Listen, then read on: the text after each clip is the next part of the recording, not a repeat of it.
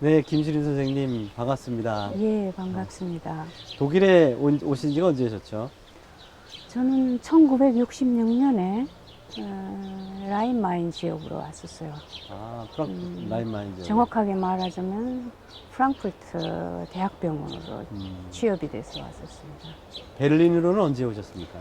베를린으로는 1970년 5월에 아, 네, 거기를 그만두고 그리고 1980년에 광주 항쟁이 벌어진 거를 목격하셨어요. TV를 보시고 복구하셨더랬나요? 예, 여기서는 옛날에 제가 처음으로 TV를 보기 시작하면서부터 지금까지도 8시에 공영방송을 뉴스 타임이거든요. 그런데 그 8시 뉴스 타임에 5월, 그게 한 5월 20일인가. 정확하게는 모르겠는데, 광주 아우프슈탄드, 그러니까 광주 무슨 항쟁? 네. 그런 식으로 떠오르는 거예요. 그래서 긴장을 하고 봤더니, 제 눈에는 고등학생들처럼 보이는 아이들이 줄줄이 이렇게 밧줄에 묶여가지고,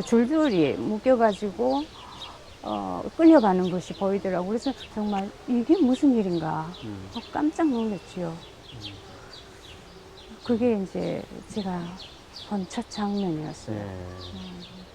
그때까지, 그러니까 그게 1980년이고 제가 독일에 온 지가 1966년인데 그때까지 스스로 저를 교포사회에서 격리하면서 살았어요.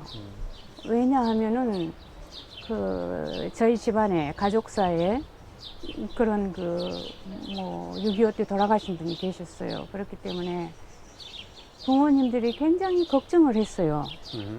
해외에 나가서 어떤 무슨 제가 좀 잘못해가지고 어떤 정치적인 그런 것에 휘말리면은 그게 엄청난 영향을 끼칠 수 있으니까 집안에 항상 조심하라고 그러니까 그렇게 조심한다는 거는 그러면 그러니까 제가 프랑크푸르트에서 베를린으로 올 때 집에서 전 보고 왔어요. 베를린 가지 말라고. 베를린에는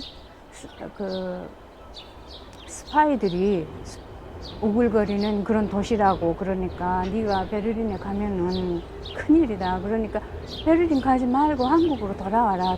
돌아와서 결혼하라고. 이제 그런 식의 텔레그램이 오고 전보가 오고 또 편지도 오고 그랬어요. 그때가 1970년이니까 1968년인가 67년인가 그 동백님 사건이 있었죠. 네. 그것 때문에 이제 한국에서는 베를린이 북한하고 관계 있는 어떤 그런 스파이들이 활동하는 도시로 알려져 있었던 거예요. 그래서 저는 이제 그래도 제가 하고 싶은 일이 있었기 때문에 그냥 베를린으로 왔어요. 그러면서 나는 절대로 어떤 정치적인 그런 행동은 하지 않겠다. 그러면서 왔었는데 그렇게 하기 위해서는 교포들하고 안 만나는 것이었어요. 네. 제 생각에는. 그래서 저 스스로를 격리하고 살았기 때문에 이 광주에서 이런 엄청난 일이 생겼을 때 저는 혼자였어요. 누구한테 연락할 데도 없었고 정말 발을 동동 굴렀어요. 네. 그래서 그 이튿날 제가 생각하기를 대학교에 가면 유학생들이 있겠지. 그래서 대학교 교정을 돌아다녔어요. 그리고 한국 사람들이 한국말을 하면서 지나가면 제가 말을 걸었어요. 여보세요. 광주에서 무슨 일이 일어났어요. 그러면은 그 사람들이 이렇게 한번 쳐다보고는 그냥 지나가는 거예요. 그냥 지나가요. 어쩌면 저럴 수 있을까. 그런 생각을 하다가 그래도 계속 물어봤는데 어떤 사람은 그래요. 아시아티제 세미나가 있었어요. 포필스키 아래 자유대학의 거기를 가보라고 그래요. 그래서 거기에 이제 그때 당시에 한국어과가 있었어요. 네. 그래서 득달같이 가봤더니 거기에 저 서육 선생하고 다른 여성하고 한 번씩 복사를 하고 있더라고요. 그때 이제 벌써 그 양반들은 이제 서로 저기 해가지고 무슨 이제 행동을 하고 있었죠. 그래서 제가 거기에 합류하게 됐죠. 그래서 같이 이제 그 쿠다메에서 있었던 시위도 참여하시고. 그죠? 예, 물론 그때 구담회에서 있었던 시위도 참여하고, 우리 딸아이가 그때 8개월인데 등에 업고 다니면서 이 서명운동 하러 다니고, 그랬던 기억이 있습니다. 예, 제가 너무나 괴로워하고, 잠을 못 자고, 울었다가 한숨을 쉬었다가 그랬으니까, 그때 이제 남편하고 또 남편 친구가 집에 방문을 와 있었는데, 그건 말이지, 미국 정부에 편지를 한번 써보면 어떻겠느냐고. 그러면 위로가 되겠냐고. 그래서 그게 무슨 소용이 있을까? 그러면서, 그래도 그럼, 그렇게 하자고. 그래가지고 이제,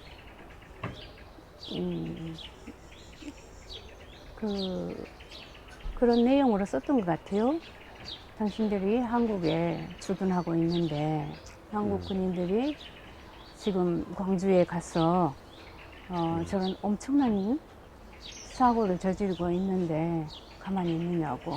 뭐 하여튼 그런 내용, 그런 내용으로 편지를 보냈어요.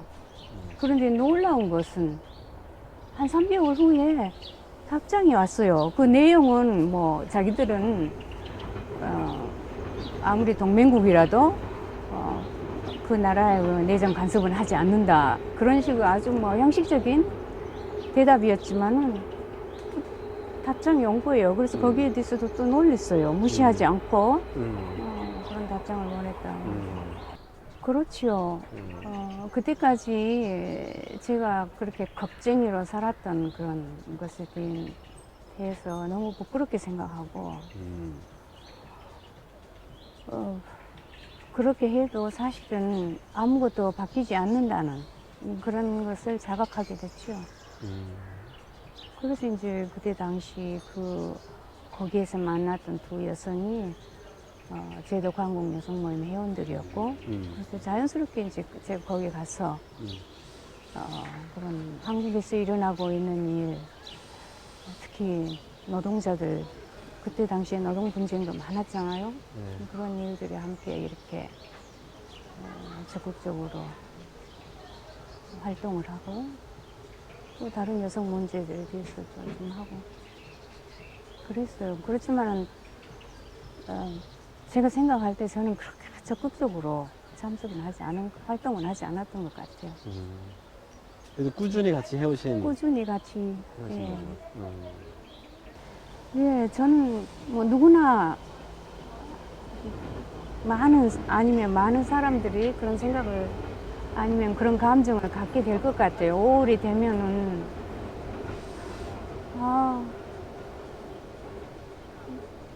함께 할 수 없었던 그런 것에 대한 아쉬움, 또 그렇게 많은 사람들이 희생되었기 때문에 얼마나 정말 엄청난 그런 사건을 밖에서, 그것도 다른 나라에서 이렇게 지켜보고만 있었던 그런 것들에 대한 미안함, 그런 것들이 해마다 이렇게 막 제 속에서 막 올라오는 거예요. 그러면 그리고 또 이제 그때가 되면은 또 이렇게 여러 가지 방송들이 나오고 그러잖아요. 그런 걸 보면은 눈물이 쏟아지고. 그런데 이번에 코로나 때문에 이런 민증제를 할 수 없다는 그런 이야기를 들었을 때 섭섭했죠. 1980년 이후 계속해서 꾸준히 정말로 이 유럽에서는 독일이 이렇게 주체가 돼가지고 항상 추모제를 하고 함께 모여서 그분들을 생각하고 그랬는데 금년에 빠지면은 좀 이상한 것 같고 너무 섭섭했는데 그렇게라도 할 수 있으니까 너무 좋았어요. 진짜 고마워요, 정말 정수님. 뭐 저요. 너무 고마워. 네. 그렇지요. 그리고 사회 참여가 한 인간에게 얼마나 중요한가. 그런 걸 시시각각으로 느끼면서 살고 있는 것 같아요. 예. 네. 의식하면서 사는 그것이 됐죠. 계속. 예.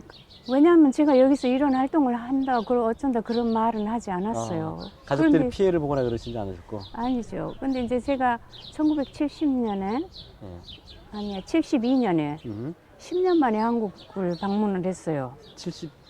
66년에 오셨고 76년에 76년에. 예, 76년에 처음으로 예. 10년 만에 한국을 방문했는데 그때 경찰서에서 누가 왔어요. 네. 76년인데 와가지고 저에 대해서 물어보는 거예요. 베를린에서 어떻게 사냐. 그러면서 그 경찰서에서 오신 분이 좀 미안한 모습이더라고요. 미안한 모습. 예. 예?